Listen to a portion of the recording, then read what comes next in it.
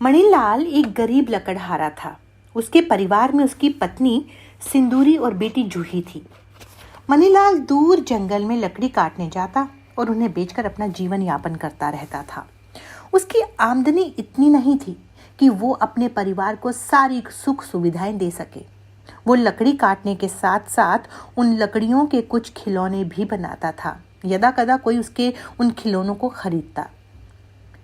आप इतनी मेहनत करते हो, फिर भी आमदनी ना के बराबर ही है। अगले महीने मेरी बहन की शादी है। अब समझ नहीं आ रहा उसके लिए क्या लूं, और कुछ हमारे भी कई खर्चे हैं। मैं क्या करूं सिंदूरी, लोगों ने जब से गैस स्टोव जलाने शुरू कर दिए हैं, लकड़ी कोई खरीदता ही नहीं। मैं सोच रहा हूं कि कोई और काम धंधा ढूंढ लूं, पर फिर सोचता हूं मेरे तो पुरखों तक ने यही काम किया है। मैं अब क्या काम करूं? काम तो हमें कोई और देखना ही पड़ेगा जी। अभी तो जूही छोटी है, 2-3 साल बाद इसको स्कूल में भी डालना होगा। तब क्या करेंगे?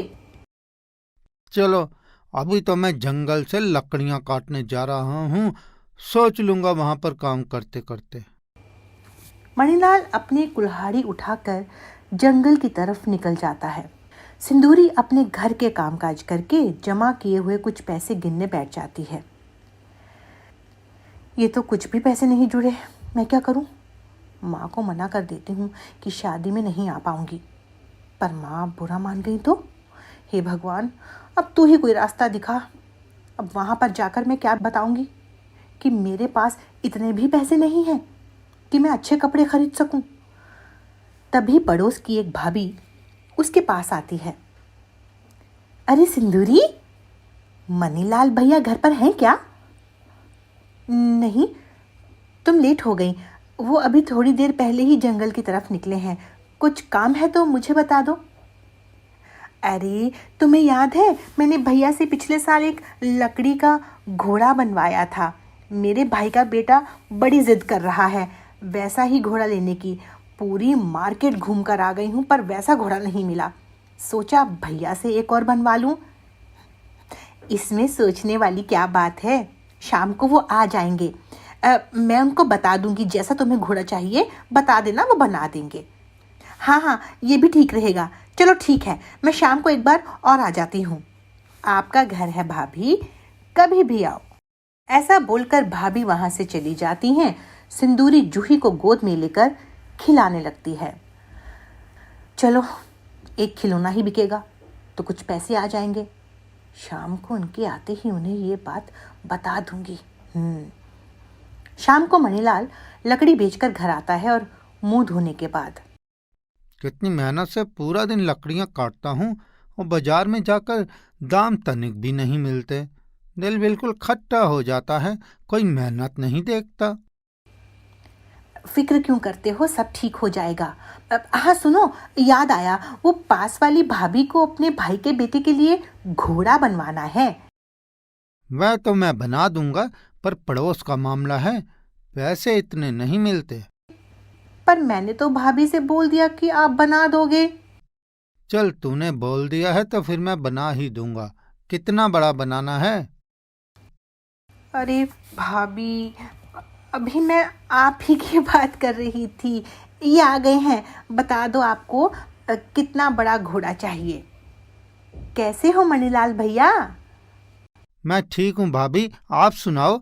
सिंदूरी बता रही थी कि आपको एक लकड़ी का घोड़ा चाहिए। कितना बड़ा बना दूं? 6 साल का बच्चा है, उसी हिसाब से बना लेना कि उसके पैर घोड़े को चला भी सके। ठीक है भाभी, बना दूंगा। कब चाहिए? परसों मेरा भाई आने वाला है, तो उसी हिसाब से बना लेना। और ये 100 रुपये एडवांस देकर जा रही हूँ। ये घोड़ा छोटा था, उसके आपने 300 लिए थे। इसका बता दो कितना लोगे। आप मुझे 500 रुपये दे देना। चलो ठीक है भैया, अब मैं चलती हूँ। और ऐसा बोलकर वो वहाँ से चली जाती है। आपने 500 क्यों बोले? कम से कम 600 से 700 मांगते। अगर इतने मांगता तो वो घोड़ा नहीं बनवाती। पड़ोस का मामला है थोड़ा कम ज्यादा करना ही पड़ता है। कोई बात नहीं, मैं साथ ही जूही के लिए भी घोड़ा बना दूंगा। बाबा, हाथी चाहिए। हा हा हा हा। देखो तो सिंदूरी, हमारी जूही को तो हाथी चाहिए। ठीक है, तो जूही के बाबा उसके लिए हाथी बनाएंगे। अगले दिन सुबह सुबह मणिलाल जंगल से घोड़े और हाथी के लिए लकड़ी लेने जाता है। वो दो बड़ी बड़ी लकड़ियां लेकर घर आता है और उन पर काम करना शुरू कर देता है। जूही घर के बाहर अपने बाबा के बने हुए कुछ छोटे लकड़ी के खिलौनों से खेल रही होती है। तभी वहां से कुछ लड़के लड़कियां गुजरते हैं। देखो तो, वो छोटी बच्ची कितने प्यारे खिलौने से खेल रही है। बिल्कुल यूनिक है। चलो पास जाकर देखते हैं, लग तो बहुत प्यारे रहे हैं। ये बात तो है, गांव में छोटी छोटी जगहों पर आर्ट देखने को मिलता है। वो सब जूही के पास पहुंच जाते हैं और खिलौने उठाकर देखने लगते हैं और फोटो खींच लेते हैं। तभी अंदर से सिंदूरी आवाज़ सुनकर बाहर आ जाती है। हाँ जी, अब आप लोग कौन हैं और क्या काम है? कुछ नहीं, हम खिलौने देख रहे थे। बिल्कुल अलग तरह के खिलौने हैं। ये आपने कहाँ से खरीदे? खरीदे वरीदे नहीं हैं, इसके पापा ये खिलौने बनाते हैं। क्या क्या आप हमें और खिलौने दिखा सकती हैं? नहीं नहीं, उनका काम खिलौने बनाने का नहीं है। वो तो बस अपनी बेटी के लिए या कोई बोल देता है तो उन्हीं के लिए ही खिलौने बनाते हैं। आवाज़ सुनकर मणिलाल भी बाहर आ जाता है। क्या हुआ सिंदूरी? कुछ नहीं, ये शहर के बच्चे आए हैं। जूही के खिलौनों को देखकर पूछ रहे हैं कि कहाँ से खरीदे। मैंने बता दिया कि खिलौने आप बनाते हो। ये खिलौने आप बनाते हैं? ये सच में बहुत अच्छे हैं। क्या हम आपसे कुछ खिलौने खरीद सकते हैं? मैं खिलौने बहुत कम बनाता हूँ। मैं एक लक्कड़हारा हूँ। मैं लकड़ियाँ बेचता हूँ। ये मेरा पता है। मेरे पापा फर्नीचर और लकड़ी का सामान बनवाते हैं। एक बार आप अपने खिलौने वहां लेकर जरूर जाओ और मेरे पापा को दिखा दो। यह उन्हें बहुत पसंद आएंगे। ठीक है, आप लोग कुछ चाय पानी पियेंगे? अरे नहीं नहीं, आप अपना काम कीजिए। हम तो बस खिलौने देखकर रुक गए थे। और उसके बाद वो बच्चे वहां से चले जाते हैं। क्या आप उसके पापा को खिलौने दिखाने जाओगे? अरे सिंदूरी, तू भी किन लोगों की बातों में आ गई? ये शहर के लोग ऐसे खिलौने पसंद नहीं करते। चल अंदर चल, मेरी थोड़ी मदद करवा। पर एक बार जाने में क्या हर्ज है? चल, तू तो बावरी हो गई है। जूही को उठा ले और अंदर चल, मेरी मदद कर। मणिलाल बहुत ही सुंदर घोड़ा और एक हाथी बनाता है। भाभी हाथी घोड़ा दोनों देखकर बहुत खुश होती है। वाह भैया मणिलाल, आपने तो हाथी भी बहुत सुंदर बनाया है। अब मेरा दिल हाथी लेने का भी कर रहा है। क्या करूं? चलो इस बारी घोड़ा ले लेती हूँ, पर अगले बार हाथी जरूर बनवाऊंगी। जरूर जरूर भाभी। भाभी मणिलाल को बाकी बचे 400 देकर चली जाती है। सिंदूरी, ओ सिंदूरी, ये लो 400 रुपये रख लो।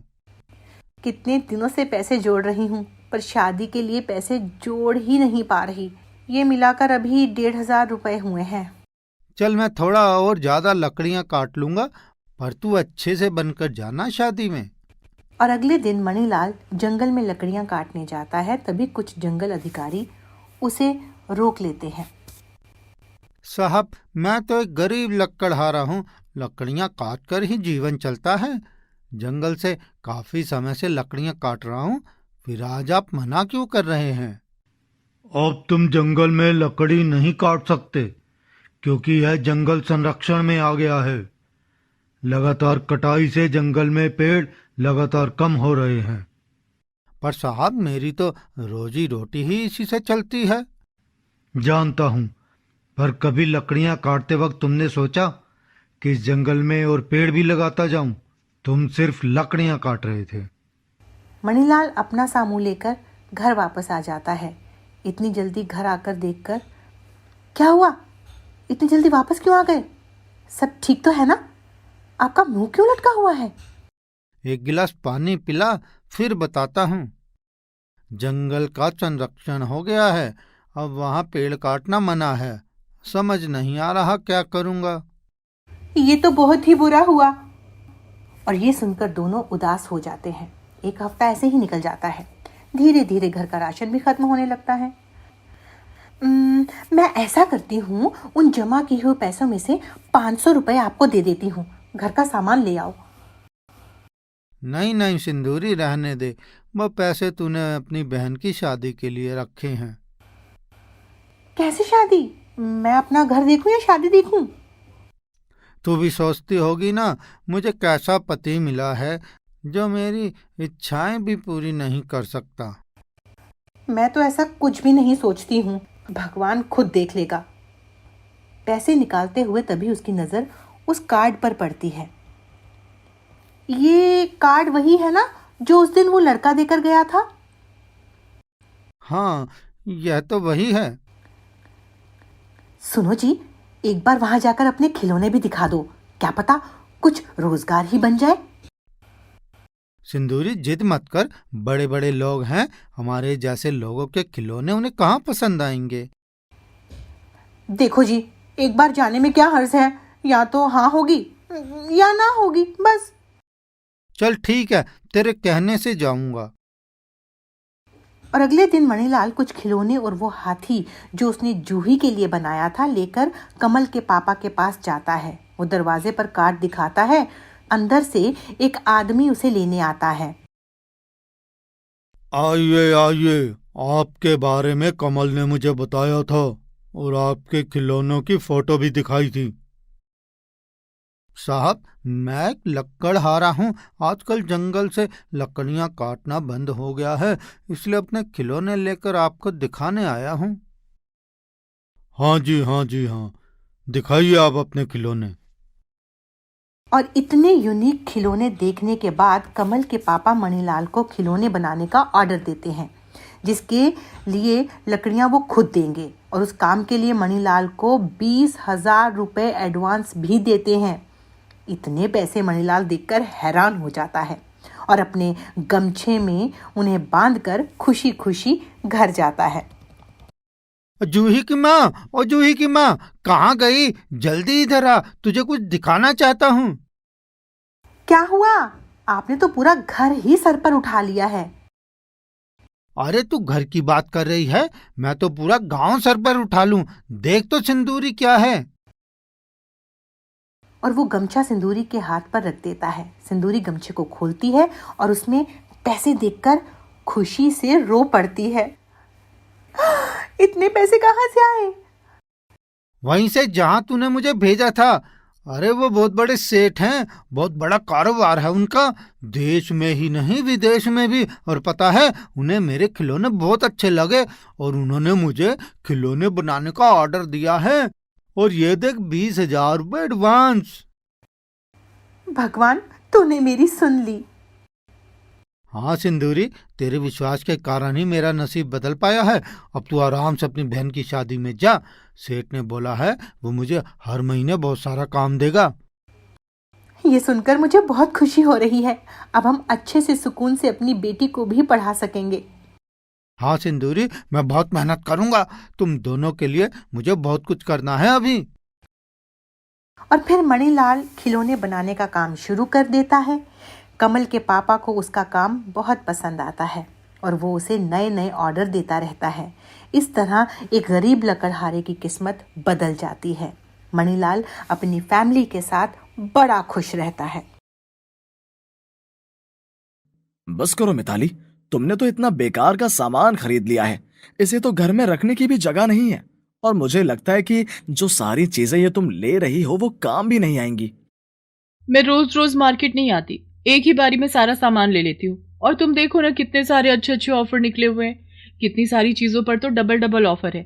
यही तो मजा है मॉल में शॉपिंग करने का, इतनी सारी चीजें फ्री मिल जाती है। ऐसा है, सुनो मेरी बात, कुछ भी फ्री में नहीं होता। इन लोगों की जेबों में बहुत पैसा जाता है, तभी ये फ्री रखते हैं। और तुम जैसी बेवकूफ औरतें इनको और बढ़ावा देती हो। अब भरे मॉल में इतने लोगों के बीच मुझे बेवकूफ तो मत ही कहो। मिताली इतना सामान ले लेती है कि गाड़ी की सीट और डिक्की पूरी भर जाती है। और गाड़ी में बैठने के बाद अब 2 महीने तक तुम मुझे कभी भी शॉपिंग पर आने को मत बोलना। ऐसे मत कहो मनोज, ये सब तो मैंने घर के लिए खरीदा है। पिछले 2 महीने से मैंने अपने लिए कोई भी ड्रेस नहीं खरीदी है। अगले संडे हम लोग ड्रेस लेने जाएंगे। मनोज गुस्से में गाड़ी का स्टीयरिंग घुमा देता है और गाड़ी को सीधा ले जाकर घर के बाहर खड़ा करता है। पैसे बहुत मेहनत से कमा कर लाता हूँ, तुम्हारी रोज की ये फिजूल खर्ची बर्दाश्त नहीं कर सकता। अभी तो तुम मेरे घर के अंदर चलो, माँ जो तुम्हें सुनाने वाली है वो भी तुमने ही सुनना है। By one get one free. सामान से लथपथ दोनों घर के अंदर घुसते हैं और मनोज की माँ का मुंह खुला का खुला रह जाता है। हे भगवान मिताली, क्या सारा बाजार खरीद लाई? मैंने तो सिर्फ तुमसे दाल, घी और तेल मंगवाया था। अरे मम्मी जी, मैं क्या बताऊं, आपको पता है वहां पर इतनी सारी चीजों पर डिस्काउंट था। अब देखो, इन 4 साबुन के साथ 4 फ्री। ये देख रही हो, ये चावल चावल का ये पैकेट, इस चावल के पैकेट पर 1 पैकेट चावल फ्री। और तो और मम्मी जी, ये देखो, इन 4 बिस्कुट के पैकेट पर 6 बिस्कुट फ्री थे। मनोज की मां माथा पकड़कर बैठ जाती है। अच्छा ठीक है बहू, मैंने तेरी बात को रख लिया। अब जरा मुझे ये बता कि ये जो चीजें तू खरीद कर लाई है, इनका ओरिजिनल रेट क्या है? ये चावल 175 का 1 किलो है, जबकि हम लोग 80 रुपए किलो वाला चावल खाते हैं। ये साबुन का रेट देखो, इस पर लिखा है 145, और हम जो साबुन इस्तेमाल करते हैं वो 70 के 4 आते हैं। ओ मेरी बेवकूफ बहू, तुम लुट कर आ गई हो, कोई फ्री में सामान लेकर नहीं आई हो। पूरे रास्ते में यही समझाते हुए आया हूँ माँ, पर इसके दिमाग से तो ये फ्री ऑफर वाली बात निकल ही नहीं रही। मिताली, किसी दिन तेरी ये आदत इस घर की लुटिया डुबो कर ही मानेगी। आप लोग कुछ भी कहो, पर रसोई तो भरी भरी लगेगी ना। तभी पड़ोस की एक भाभी खीर का बर्तन लेकर घर आती है। अरे मिताली, मैं तेरे लिए खीर लेकर आई हूँ, तुझे खीर बहुत पसंद है ना? ओ भाभी, आप कितने अच्छे समय पर आई हो। सच कह रही हूँ, बहुत तेज भूख लगी थी। ये आप मुझे दे दो, मैं बर्तन बाद में भिजवा दूंगी। मिताली जल्दी से खीर कटोरी में निकाल कर खाने लगती है। ये तो बहुत गलत बात है मिताली, तुमने ऐसे खीर क्यों ले ली? तुम्हें पूछना चाहिए था कि खीर क्यों बनाई गई है, किसके लिए बनाई गई है, और इतनी सारी खीर देने का क्या मतलब है? अगर सोचो कि उनकी खीर ज्यादा बन गई है तो बात समझ में आती। अगर सोचो उनके घर में खीर किसी को पसंद नहीं आई और उन्होंने तुमको दे दी, तो ये कितनी बुरी बात है। अरे माँ, उसने बोला ना कि उसे पता था कि मुझे खीर बहुत पसंद है, इसलिए देकर गई है। पर सच कहूं, खीर बहुत ही स्वादिष्ट बनी है। मनोज और उसकी माँ सिर पकड़कर बैठ जाते हैं। रात को सब खाना खाने के बाद सो जाते हैं, और जब सुबह मनोज ऑफिस के लिए जाता है तो वो 2 पड़ोसियों की आपस में बातें सुनता है। तुझे पता है, मेरे घर में कल खीर किसी को भी पसंद नहीं आई। फिर मुझे मिताली का ख्याल आया और मैं उसको खीर देने चली गई, और उस पागल ने खीर रख भी ली और खा भी ली। मैं भी यही करती हूँ, जब भी ऐसा लगता है कि कोई सब्जी या कोई चीज अच्छी नहीं बनी, मैं मिताली को दे आती हूँ। कुछ भी कहो, बड़ी बेवकूफ है, कोई कुछ भी देता है लालच में रख ही लेती है। मनोज उन दोनों की बातें सुनकर गुस्से में वहां से चला जाता है, और उसे मिताली के ऊपर बहुत गुस्सा आ रहा था। घर आकर वो मिताली को सारी बातें बताता है। ओहो, तो इसमें बुरा मानने की क्या बात है? कोई जूठा खाना थोड़ी देकर जाती है। बच्चों को नहीं पसंद आया तो नहीं पसंद आया। पर मैं सच कहूं, मुझे फ्री की चीजें बहुत पसंद है। उस टाइम मेरे को कुछ बनाना भी तो नहीं पड़ता। शायद मिताली तुमने एक चीज नहीं सुनी होगी। एक चीज होती है सेल्फ रिस्पेक्ट, जो तुम्हारे अंदर बिल्कुल मर चुकी है। तुम इतनी लालची क्यों हो? कहाँ लालची हूँ, बस मैं चीजें खराब नहीं करती, और जब कोई चीज मुझे लगता है कि ये फायदा देगी तो मैं खरीद लेती हूँ। इसको ये बात तब तक समझ में नहीं आएगी बेटा, जब तक कि इसे एक कोई बड़ी ठोकर ना लग जाए। जिस दिन ये अपने पैरों पर खुद कुल्हाड़ी मार लेगी, उस दिन इसकी अकल ठिकाने आ जाएगी। तभी उनके पड़ोस में एक औरत सुमन रहने के लिए आती है, देखने में बहुत ही सभ्य और मिलनसार। जल्दी ही वो पड़ोस में सबसे घुल मिल जाती है। एक दिन वो मिताली के घर आती है। मिताली, जल्दी से ये टेस्ट करके बताओ, मैंने आज पास्ता बनाया है। अरे वाह दीदी, पता है मेरा मन भी पास्ता खाने का कर रहा था। तभी मिताली बर्तन में 2 जगह पास्ता लेकर आती है, और एक खुद खाती है और एक सुमन को दे देती है। अरे मिताली, तुमने आंटी को तो दिया ही नहीं। नहीं नहीं दीदी, उन्हें पास्ता बिल्कुल पसंद नहीं है। हाँ, अगर आप उनके लिए आलू की सब्जी और पूरी और खीर लेकर आती तो वो जरूर खा लेती। उन्हें ये सब इतना पसंद है कि पूछो ही मत। अच्छा अच्छा, तो ये बात है, और तुम्हारे पति को भी पसंद होगी फिर तो। अरे दीदी क्या बताऊं, दोनों माँ बेटे की पसंद एक ही है। हाँ, वैसे आलू पूरी मुझे भी बहुत पसंद है, और मम्मी जी तो गजब की बनाती है। किसी दिन उनके हाथ की आलू पूरी भी आपको खिलाऊंगी। खाना खाने के बाद दोनों चाय पीती हैं और मिताली अपनी सास को भी वो चाय देने जाती है। बेटा, कितनी बार कहा है, इस तरह जब कोई देने के लिए आए तो मत खाया कर। ओहो, अब इसमें क्या बुराई है, वो भी तो मेरे साथ बैठकर खा रही थी। सुमन के वहां से चले जाने के बाद मिताली घर के काम निपटाने लगती है। शाम को जब मनोज घर आता है, मनोज ये देखो, मैंने ऑनलाइन कितने सारे सूट देखे हैं और इनकी प्राइस मार्केट रेट से कितने कम है। प्लीज प्लीज प्लीज मना मत करना, मेरे पास बिल्कुल भी कपड़े नहीं रहे हैं। मैं इनमें से 4 सूट मंगा रही हूँ। मिताली, बस करो, तुम्हारी अलमारी कपड़ों से भरी पड़ी है। और ये सूट जो तुमने देखा है, क्या तुम्हें पता है उसका कपड़ा कैसा होगा? कपड़ा तो घर आने के बाद पता चलेगा ना कैसा निकला है। अच्छा सुनो, मैं 2 सूट ऑर्डर कर रही हूँ। मनोज कुछ कहता उससे पहले ही मिताली 2 सूट ऑर्डर कर देती है और मनोज गर्दन हिलाता हुआ करवट लेकर सो जाता है। अगले ही दिन मिताली के ऑर्डर किए हुए सूट आ जाते हैं और जब मिताली उनको खोलकर देखती है तो अरे, ये सूट वैसे नहीं लग रहे जैसे ऐप पर दिखाई दे रहे थे। अगर ये बात मैंने मनोज को बताई तो मुझे डांट पड़ेगी। मैं ऐसा करती हूँ, ये काम वाली को दे दूंगी, वैसे भी कौन सा महंगे हैं। एक दिन मनोज, उसकी माँ और मिताली तीनों घर पर होते हैं कि तभी सुमन आलू की सब्जी, पूरी और खीर बनाकर लाती है। माताजी, आज मेरी सास की बरसी थी, उनको ये खाना बहुत पसंद था, इसलिए मैंने थोड़ा ज्यादा बना लिया। सोचा आप लोगों के साथ मिलकर खा लूंगी। अरे दीदी, तो फिर इसमें इतनी फिक्र करने की क्या बात है, मैं अभी खाना डाल कर ले आती हूँ, हम सब मिलकर खा लेंगे।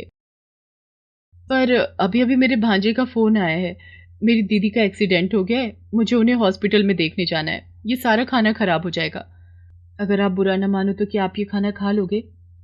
वो इतने दुख भरे स्वर में बोलती है कि मिताली सारा खाना रख लेती है। हाँ हाँ दीदी, आप बिल्कुल टेंशन मत लो, जाकर अपनी दीदी का हालचाल पूछो और कोई काम हो तो बगैर कुछ सोचे फोन कर देना। अगर कुछ पैसों की जरूरत है तो बताओ। नहीं नहीं, तुम्हारा बहुत बहुत धन्यवाद मिताली, पैसों की बिल्कुल भी जरूरत नहीं है। ऐसा बोलकर वो चली जाती है और मिताली फटाफट सबके लिए खाना डालकर ले आती है। मम्मी जी, आज कुछ मत कहना, देखो आज वो बहुत मजबूर थी। मिताली की सास कुछ नहीं कहती, उसे भी लगता है कि शायद सुमन ने सच कहा है। तीनों मिलकर खाना खाते हैं और खाना खाने के बाद तीनों सोने चले जाते हैं। अगले दिन सुबह उन तीनों की आंख खुलती है तो देखते हैं कि घर का सारा सामान इधर उधर बिखरा पड़ा है। सारे कीमती जेवर, पैसे, घड़ियां और मोबाइल सब गायब है। तीनों का सर घूम रहा था। तभी मनोज की नजर अपने कमरे में लगे शीशे पर जाती है और उस पर एक कागज चिपका हुआ था जिस पर लिखा हुआ था, लालच बुरी बला है, ये अब पता चला है। लूट लिया मैंने सब कुछ, इसमें तो बड़ा मजा है। खाना खाने के लिए आप सबका धन्यवाद। घर का सब कुछ चोरी होने के बाद में मिताली को अपनी गलती का एहसास होता है। पुलिस आकर जब छानबीन करती है तो पता चलता है उस औरत ने इसी तरह कई शहरों के लोगों को लूटा है। पर अब क्या किया जा सकता था, और मिताली का तो रो रो कर बुरा हाल था। मनोज को भी समझ नहीं आ रहा था कि वो इस सिचुएशन में क्या करे। बस बेटा बस, अब मिताली को कुछ मत कहना, उसे अपनी गलती का एहसास हो गया है और मुझे लगता है ये सीख उसके लिए काफी है। माँ जी, आज के बाद आपसे पूछे बगैर मैं कुछ नहीं करूंगी। माँ जी, मुझे समझ में आ गया है, इतना बड़ा नुकसान सिर्फ मेरे लालच की वजह से हुआ, मुझे माफ कर दो।